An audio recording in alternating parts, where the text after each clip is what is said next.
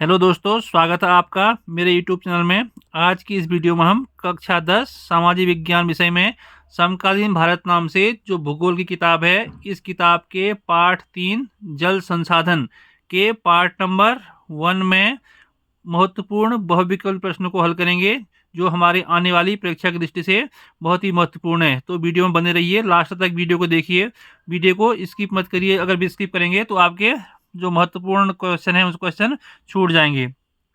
आज की वीडियो को शुरू करते हैं। इसमें पहला प्रश्न है, जल किस प्रकार का संसाधन है? तो ऑप्शन ए नवीकरणीय योग्य संसाधन, ऑप्शन बी अनवीकरणीय योग्य संसाधन, ऑप्शन सी जैव संसाधन और ऑप्शन डी इनमें से कोई नहीं।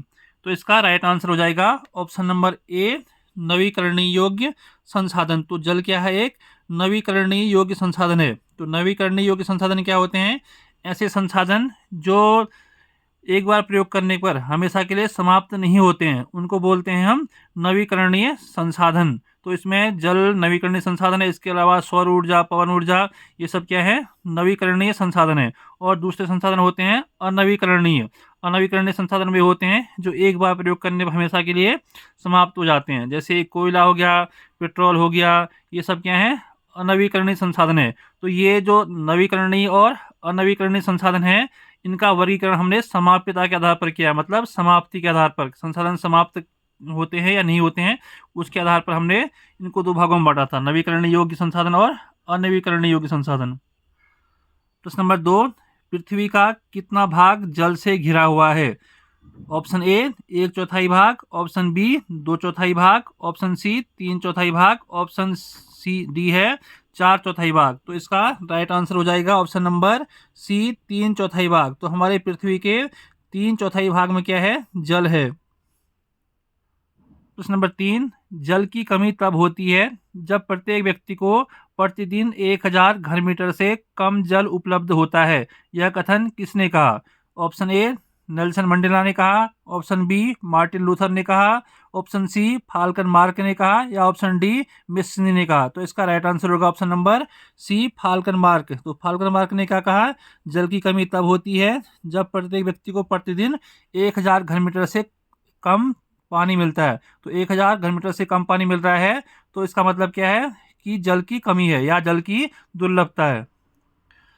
प्रश्न नंबर 4 है, बांधों को आधुनिक भारत के मंदिर व तीर्थ किसने कहा? तो इसमें 4 ऑप्शन है।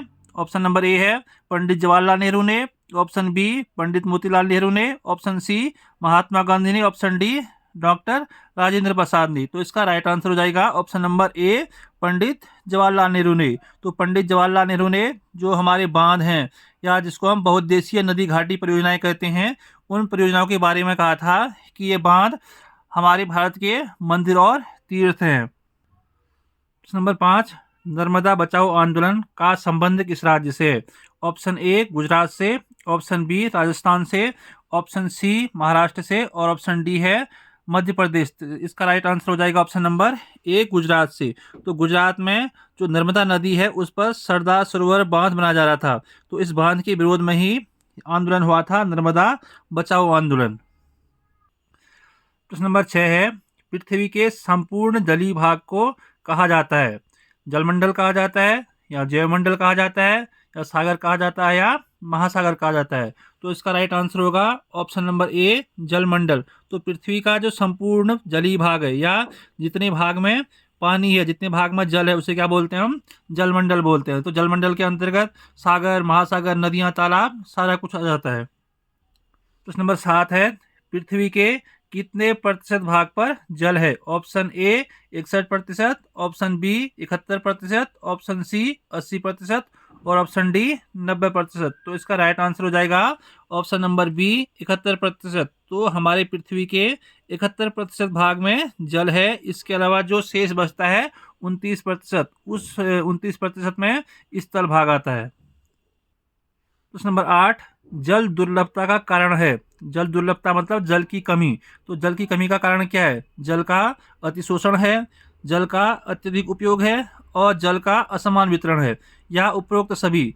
तो इसका राइट आंसर हो जाएगा ऑप्शन नंबर डी उपरोक्त सभी। तो जो 3 कारण दे रखे हैं, ये तीनों ही कारण जल की दुर्लभता या जल की कमी के कारण बनते हैं। जल का अतिशोषण भी जल की दुर्लभता का कारण है, और जल का अत्यधिक उपयोग भी जल का की कमी का कारण है, और जल का असमान वितरण का मतलब है कि सभी जगह पानी समान मात्रा में नहीं होता है। तो इन जो ये 3 कारण दे रखे हैं, ये तीनों के तीनों जल की दुर्लभता के लिए उत्तरदायी हैं। तो इसका राइट आंसर हो जाएगा ऑप्शन नंबर डी, उपरोक्त सभी। प्रश्न नंबर 9, कौन सी नदी को बिहार का शोक कहा जाता है? ऑप्शन ए सोन नदी को, ऑप्शन बी दामोदर नदी को, ऑप्शन सी कोसी नदी को, और ऑप्शन डी महानदी को। तो इसका राइट आंसर हो जाएगा ऑप्शन नंबर सी, कोसी नदी। तो कोसी नदी को बिहार का शोक या बिहार का दुख कहते हैं। इसका कारण यह है कि कोसी नदी में बहुत भयंकर बाढ़ आती है, जिससे बिहार में अपार जनधन की हानि होती है हर साल। इसी कारण से कोसी नदी को बिहार का शोक कहा जाता है। प्रश्न नंबर 10 है, सलाल परियोजना किस नदी पर स्थित है? ऑप्शन ए सतलज नदी पर, ऑप्शन सी रावी नदी पर, ऑप्शन सी चेनाब नदी पर, ऑप्शन डी झेलम नदी पर। तो इसका राइट आंसर हो जाएगा ऑप्शन नंबर सी, चेनाब नदी। तो जो सलाल परियोजना है वह किस नदी पर स्थित है? चेनाब नदी पर। प्रश्न नंबर 11, बहुउद्देशीय नदी घाटी परियोजनाओं का लाभ है। तो बहुउद्देशीय नदी घाटी, जैसे इसके नाम से स्पष्ट हो रहा है, बहु मतलब बहुत से, उद्देश्य मतलब उद्देश्य। तो जिस नदी घाटी परियोजना के बहुत सारे उद्देश्य होते हैं, उसी को बोलते हैं हम बहुउद्देशीय नदी घाटी परियोजनाएं। तो इसमें इसके उद्देश्य या इसके लाभ क्या है? ऑप्शन ए बाढ़ नियंत्रण, ऑप्शन बी विद्युत का उत्पादन, ऑप्शन सी मनोरंजन, और ऑप्शन डी उपरोक्त सभी। तो इसका राइट आंसर हो जाएगा ऑप्शन नंबर डी, उपरोक्त सभी। तो जब बहुउद्देशीय नदी घाटी परियोजना बनती है तो उससे ये तीनों लाभ मिलते हैं। बाढ़ का नियंत्रण, तो जो बहुउद्देशीय नदी घाटी के बनने से क्या होता है कि नदी में जो प्रतिवर्ष बाढ़ आती है, उस बाढ़ में नियंत्रण हो जाता है। तो पहला उसका लाभ हो गया बाढ़ पर नियंत्रण, और दूसरा हो गया विद्युत का उत्पादन। तो दूसरा इसका जो सबसे मुख्य लाभ है, इससे होता है विद्युत का उत्पादन, जल विद्युत बनती है नदी घाटी परियोजनाओं में। और नंबर सी मनोरंजन, तो जो बहुउद्देशीय नदी घाटी परियोजना है वह मनोरंजन का साधन भी है। तो ये सभी इसके आंसर ऑप्शन सही हो जाएंगे। तो इसका राइट आंसर होगा ऑप्शन नंबर डी, उपरोक्त सभी। प्रश्न नंबर 12, निम्न में से कौन सा बांध भारत का सबसे लंबा बांध है? ऑप्शन ए भाखड़ा बांध, ऑप्शन बी हीराकुंड बांध, ऑप्शन सी सरदार सरोवर बांध, या ऑप्शन डी इनमें से कोई नहीं। तो इसका राइट आंसर हो जाएगा ऑप्शन नंबर बी, हीराकुंड बांध। तो हीराकुंड बांध भारत का सबसे लंबा बांध है। यह बांध उड़ीसा राज्य में महानदी पर बनाया गया है। प्रश्न नंबर 13, बांस ड्रिप सिंचाई प्रणाली किस राज्य में प्रचलित है? Option A Meghalaya, option B Sikkim, option C Punjab, और ऑप्शन डी हरियाणा। तो इसका राइट आंसर हो जाएगा ऑप्शन नंबर ए, मेघालय। तो मेघालय राज्य में ही बांस ड्रिप सिंचाई प्रणाली प्रचलित है। प्रश्न नंबर 14, भारत की सबसे लंबी नहर कौन सी है? तो भारत की सबसे लंबी नहर कौन सी है वो बताना है। ऑप्शन ए सतलज नहर, ऑप्शन बी गंगा नहर, ऑप्शन सी इंदिरा गांधी नहर, या ऑप्शन डी इनमें से कोई नहीं। तो इसका राइट आंसर हो जाएगा option number C, Indira Gandhi नहर। तो इंदिरा गांधी नहर भारत की सबसे लंबी नहर है, जो भारत के राजस्थान राज्य में स्थित है। प्रश्न नंबर 15, पृथ्वी पर लवणीय जल का सबसे बड़ा स्रोत कौन सा है? लवणीय जल हम कह सकते हैं खारा पानी, जो खारा पानी होता है, तो उसका सबसे बड़ा स्रोत कौन सा है? नदियां हैं, झीलें हैं, हिमनद हैं, या महासागर हैं? तो इसका राइट आंसर हो जाएगा ऑप्शन नंबर डी, महासागर। तो महासागर लवणीय जल का सबसे बड़ा स्रोत है। तो यह लवणीय जल हम इसको सीधे पी नहीं सकते हैं, पीने के लिए सीधा इसका उपयोग नहीं कर सकते हैं। प्रश्न नंबर 16, विश्व में सर्वाधिक वर्षा किस स्थान पर होती है? तो सबसे अधिक वर्षा संसार में कहाँ पे होती है? केरल में होती है, या मौसिनराम गांव है एक मेघालय में होती है, या कर्नाटक में होती है? इनमें से कोई नहीं। तो इसका राइट आंसर हो जाएगा option number B, Mawsynram Meghalaya. तो मेघालय में मौसिनराम नामक एक गांव है जहां पर ही संसार की सबसे अधिक वर्षा होती है। इसका कारण यह है कि जो मौसिनराम गांव है वह 3 ओर पहाड़ियों से घिरा हुआ है। उन पहाड़ियों के नाम है गारो, खासी और जयंतिया। तो इन 3 पहाड़ियों से घिरा हुआ है। तो जैसे ही मानसूनी पवनें इस क्षेत्र में प्रवेश करती हैं तो जो पहाड़ियाँ हैं वह उनके मार्ग में रुकावट बनती हैं और जिससे वो मानसूनी पवनें वहीं पर ही वर्षा कर देती हैं।